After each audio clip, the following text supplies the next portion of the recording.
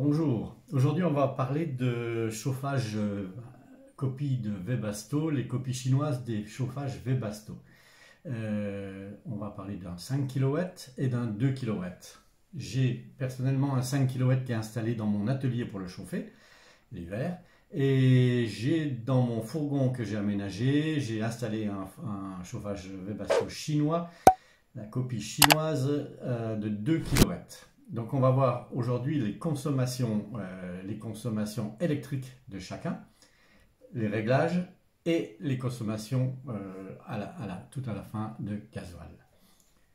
Donc en premier, on va tester le chauffage chinois de 5 kW. Là j'ai mis en marche un chronomètre et j'ai mis une pince ampère-métrique pour mesurer le courant, donc l'intensité l'intensité consommée par le chauffage.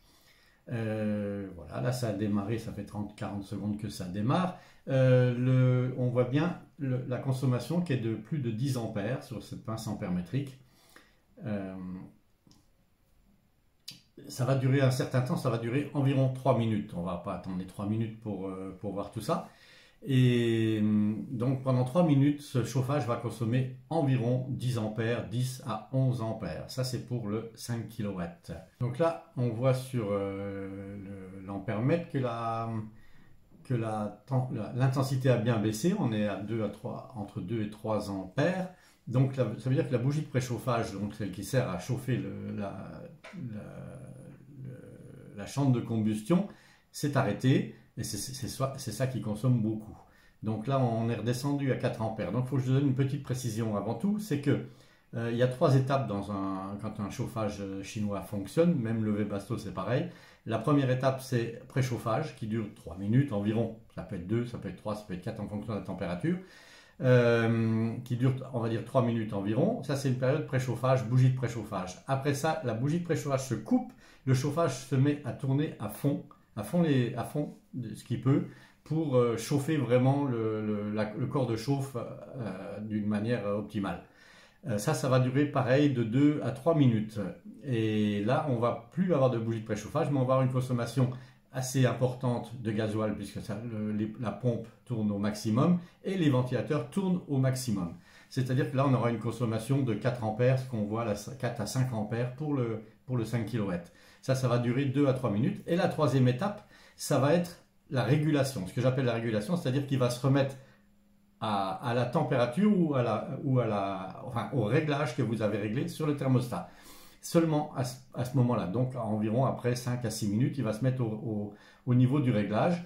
Là, on va le voir, j'ai mis le réglage minimum. Le minimum de réglage, c'est en fréquence, c'est pour ce chauffage, c'est 1,4 Hz. Donc ça veut dire qu'il y a 1,4 fois de pulsion sur cette pompe toutes les secondes. Donc ça c'est le minimum pour le chauffage 5 kW. Le chauffage 2 kW fonctionnera exactement pareil, il aura les 3 mêmes étapes pour le chauffage. Donc là on voit sur l'ampère-mètre qu'on est toujours en cette... vous n'entendez pas le chauffage, mais moi je l'entends. Le chauffage tourne à fond, le ventilateur tourne à fond, la pompe d'injection du gasoil tourne à fond et on consomme entre 3, enfin plutôt 4 ampères. Donc ça, je vous ai dit, ça va durer quelques minutes. Et donc on va passer, après cette phase-là, on va passer à la phase de régulation et là on verra la consommation moyenne de ce chauffage. On va déjà commencer à donner quelques précisions. Donc c'est un chauffage 5 kW. Phase de démarrage 3 minutes. 10 ampères. Phase de chauffage à fond environ 2 à 3 minutes. On était à 4 ampères. Et là, on va se retrouver dans la phase régulation. Donc là, il n'y a pas de durée. Et là, on va regarder maintenant. Là, on a une consommation environ. Là, on est en train de descendre justement sur l'ampère-mètre.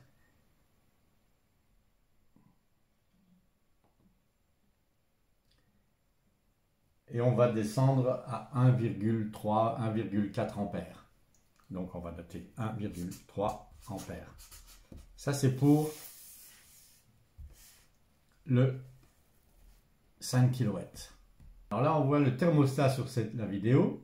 On va voir, j'ai la télécommande dans la main et je peux augmenter la fréquence. Et là, bon là je descends la fréquence, mais j'aurais pu augmenter. Là on passe de 5,4 Hz maximum à donc 1,4 Hz minimum. Donc vous voyez sur la vidéo, on voit voilà le thermostat, j'essaye encore de descendre mais ça ne descend plus, ça s'arrête à 1,4, ça c'est là. Donc ça c'est vraiment le minimum, minimum de chaleur, minimum de consommation. Vous remarquerez quand même sur la vidéo qu'on voit les petits carrés bleus, jaunes et rouges, ce qui indique que le corps de chauffe est là, comme tout est allumé, le corps de chauffe est au maximum. Le petit voyant bleu sur le côté gauche, c'est le petit dessin à gauche, en bas à gauche, c'est le sigle de la pompe, la pompe tourne. Et voilà, puis vous voyez le ventilateur qui tourne devant le chauffage. Donc pour terminer maintenant, quand on va arrêter le chauffage de 5 kW, on va avoir pendant 3 minutes une consommation, non pas 3 minutes, enfin 2 minutes, 2 minutes maximum, pas très beau. On aura une consommation pareille qui va rejoindre celle-ci, c'est-à-dire que la bougie de préchauffage va se remettre en route, et donc on aura, pour chauffer bien puisque là vous êtes en régulation, donc le corps de chauffe est plus si chaud, et donc on va réchauffer le corps de chauffe complètement pour évacuer toutes les restants de gasoil, pour que la prochaine fois votre chauffage ne fume pas quand vous le démarrez. Et là donc on va avoir pendant 2 minutes une consommation d'environ 10 ampères. Voilà pour le chauffage de 5 kW. Alors maintenant on va aller voir le chauffage chinois, Webasto chinois, dans mon fourgon, que j'ai installé dans mon fourgon. C'est donc d'un 2 kW. Ça fait 2 ans qu'il tourne l'un comme l'autre, hein. L'atelier comme celui-là, ça fait 2 ans qu'il tourne. Là, on voit qu'on a 2 batteries de 110 ampères, donc 220 ampères. On en reparlera plus tard. Donc l'un comme l'autre tourne depuis 2 ans et ça fonctionne très très bien. J'ai aucun souci avec. Je chauffe très bien mon atelier, très bien, en fonction de la température, parce que l'atelier est très gros. Et je chauffe très très bien, en tout cas le fourgon, voilà.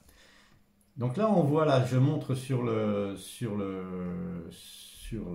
thermostat du chauffage, j'ai montré la bougie de préchauffage, c'est le petit truc rouge qu'on voyait en haut à gauche. Ça veut dire que la bougie était en fonctionnement. Et là, on voit que, là, donc, on voit sur l'ampèremètre, c'est dommage, le film ne montre pas la virgule, mais la virgule est là après le 7 en ce moment, là. Et donc là, on va avoir à peu près pareil, on va pas attendre les résultats vraiment précis. On va voir que pendant 3 minutes, le chauffage va tourner très fort, enfin le préchauffage va tourner fort, c'est-à-dire la résistance de préchauffage va tourner, et là on voit qu'on a à peu près 8 ampères. Donc un petit peu moins que l'autre, que le 5, mais c'est pas dû, je pense que la résistance est la même, mais c'est dû que le ventilateur consomme beaucoup moins sur le 2 kW que sur le 5 kW. Et là, à ce moment-là, vous ne l'entendez pas, mais le chauffage, le ventilateur tourne à fond.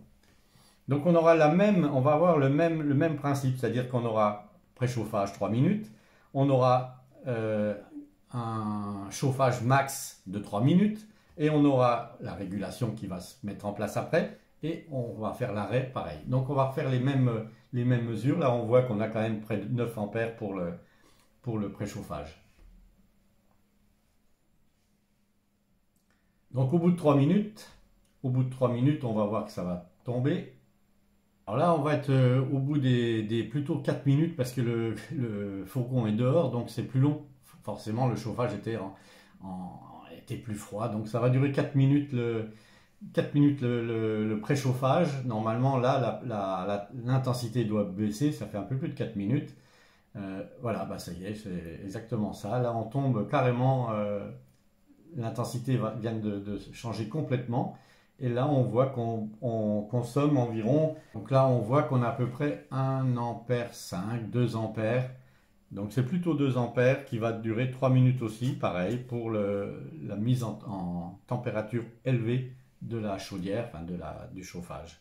Donc là, on est plutôt à 1, 4, là, 1,4, 1,5, 1,6, on va mettre 1,8 ampères. Bon, on n'est pas à 0,1 ampère. Donc là, après, on va passer, donc ça va se mettre en régulation. Bon, je pense que ça va pas tarder.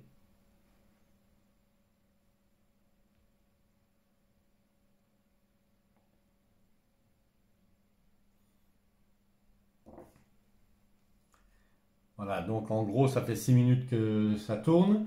Et là, vous ne l'entendez pas, mais le ventilateur est en train de baisser d'intensité. La pompe de gasoil reprend un rythme minimum, puisque le thermostat est réglé au minimum. Donc là, on passe à la phase régulation. Et on va voir qu'en phase régulation, le chauffage de 2 kW consomme, mais vraiment d'une façon dérisoire. Là, on est à 0,3 ampères, 0,4 ampères. Voilà. Donc là, et là, il n'y a pas de durée, ça c'est la durée qu'on veut, et on va mettre 0,4 ampères. Voilà. Là, on va passer directement à la fin du cycle. On va arrêter je vais arrêter le chauffage, et on va voir la consommation qui va monter. Là, ça y est, on voit la bougie de préchauffage se met en route, et l'intensité monte, et on va retrouver nos 8 à 9 ampères du début. Donc là, le ventilateur tourne à fond. La bougie de préchauffage, pareil. Et ça dure environ 2 minutes. Donc là, on est 2 minutes. Et là, voilà, on voit qu'on monte à 8 ampères. Voilà, 8,32. Le ventilateur tourne de plus en plus fort. Donc, ce qui fait varier l'intensité qu'on voit sur l'ampèremètre. Bon, voilà, là, on arrive à 8 ampères. Donc, 8 ampères. Là, je vais te faire une petite parenthèse pour vous expliquer comment fonctionne une régulation sur les différents chauffages stationnaires, que ce soit Webasto ou que ce soit les faux Webasto chinois. Il y a 2 méthodes. La première méthode qui concerne le Webasto et le Webasto chinois, c'est celle du fonctionnement de la régulation avec un thermostat qui marche en degrés Celsius. Vous mettez 20 degrés, vous avez 20 degrés. Quand il y a plus de 20 degrés, le chauffage se coupe. Quand vous avez moins de 20 degrés, le chauffage se remet en route. Donc ça, c'est la fonction régulation thermostat. La deuxième façon de réguler un chauffage stationnaire, alors là, ça sera bon que pour les stationnaires, les chauffages chinois. Webasto, lui, le vrai Webasto ne le fait pas. Donc les chauffages chinois, eux, peuvent se réguler avec, on va parler de fréquence, c'est-à-dire que c'est la pompe, on va donner une fréquence de fonctionnement à la pompe. C'est-à-dire que si vous avez déjà entendu parler un chauffage diesel stationnaire, vous entendez une pompe qui fait tic, tic, tic. Et c'est la vitesse de ce tic, tic qu'on va faire varier. C'est-à-dire que quand vous allez tourner à 1 Hz, c'est le minimum pour le chauffage de 2 kW qui est dans le fourgon. Quand vous allez tourner à 1 Hz, vous entendrez tic, tic, tic, tic, c'est-à-dire 1 battement par seconde. Quand vous allez tourner à 2 Hz, bah vous aurez tic, tic, tic, tic, tic, et ainsi de suite. Avec le chauffage stationnaire de 5 kW, lui, il peut aller encore beaucoup plus vite, il va faire tic, tic, tic, tic, tic, tic. Donc vous comprenez bien qu'à chaque tic, c'est une bulle de gasoil qui rentre dans la chambre de combustion. Et donc, plus vous entendez le tic rapide, donc plus il y a de bulles de gasoil qui rentrent dans la chambre de combustion, donc la consommation s'en ressent obligatoirement. Voilà, c'était la parenthèse pour la régulation de ces chauffages Webasto ou chauffage Webasto chinois. Temps de faire une petite synthèse des chiffres qu'on a vus avant, c'est-à-dire que là je vais vous parler plutôt déjà du 2 kW, le 5 kW pourrez faire les calculs vous-même par rapport à ce que je vais vous montrer tout de suite. Et on va faire les 2 méthodes, c'est-à-dire la méthode de chauffage avec un thermostat, coupure est mise en marche et mise à l'arrêt, et on va faire le système avec la fréquence. Donc quelque chose qui tourne en permanence avec une certaine fréquence. On va prendre un exemple, on va dire vous êtes dans votre fourgon pour une nuit où il va faire assez frais et vous avez décidé de laisser votre chauffage en fonctionnement, donc premièrement en mode fréquence. Qu'est-ce qui va se passer? Ça veut dire qu'à chaque fois quand vous allez mettre en route ce chauffage-là à 7 heures le soir, on va avoir nos 3 minutes. On va avoir nos 3 minutes de préchauffage, plus les 2 minutes d'arrêt de chauffage, qu'on a vu à la fin du fonctionnement, c'est-à-dire donc 5 minutes, soit, donc ça nous fait 1/12 d'heure. D'accord? Après, bon, comme on va tourner 10 ampères et qu'on a vu qu'on consommait 0,4 ampères, donc là on va tourner 10 heures. On va déjà faire le calcul de ce que ça donne 1/12 d'heure à 5 ampères. Donc, non, pas 1/12 d'heure à 5 ampères, puisqu'on consomme 8 ampères. Voilà, 8 ampères fois 1/12. Donc ça nous donne 0,66 ampères. 0,66 ampères. Après, on va tourner à 10 heures. 10 heures, on va tourner pendant 10 heures. 10 heures fois, on a dit 0,4 ampères. Donc ça nous donne 4 ampères. Donc ça nous fait un total de 4,66 ampères pour une nuit de 10 heures. Consommation donc avec le système de fréquence. Maintenant, on va faire la même chose, mais avec le thermostat. On va estimer que dans une nuit, le chauffage va se mettre en route et se couper 15 fois pendant 10 heures. Puisque forcément un fourgon, il n'est pas isolé comme une maison, c'est-à-dire que la température est quand même beaucoup moins linéaire, c'est-à-dire qu'on va arriver vite à 20 degrés, on va redescendre vite à 18, on va remonter vite à 20, et ainsi de suite. J'estime à 15, ça peut être 20, mais on va dire 15, à 15 moments où ça va se mettre en route, où ça va s'arrêter dans les 10 heures. Donc si on voit bien qu'on a 15 fois, on va voir les 15 fois 0,66 ampères, c'est-à-dire démarrage et arrêt.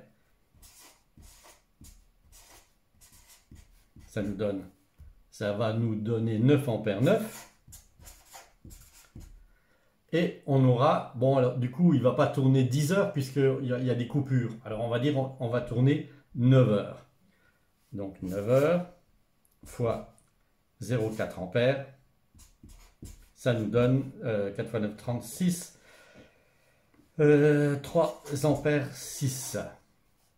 Donc sous ça nous donne 15, 10, 13 ampères pour la nuit. Donc vous voyez qu'il y a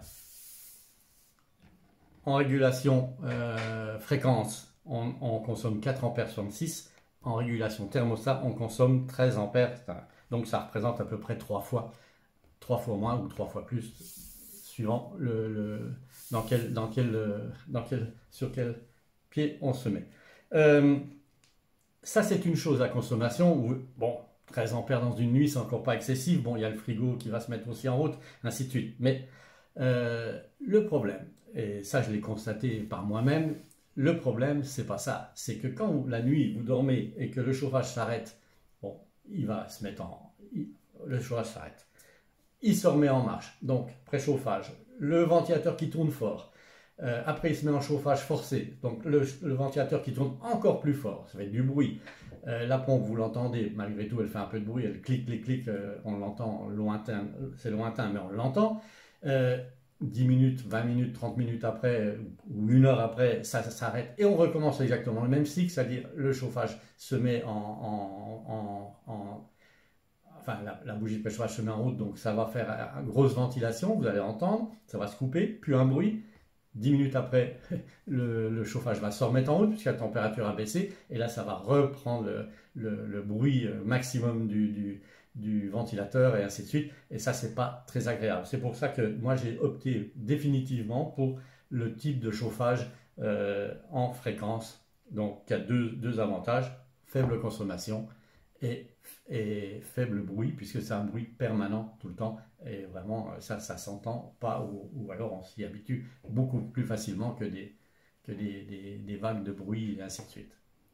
Voilà, je voulais vous parler de consommation de gasoil. Bon, c'est pas très important, je referai un petit complément à cette vidéo plus tard, parce que là je pense que j'en ai assez dit pour aujourd'hui. Je vous remercie de votre attention, à bientôt, au revoir.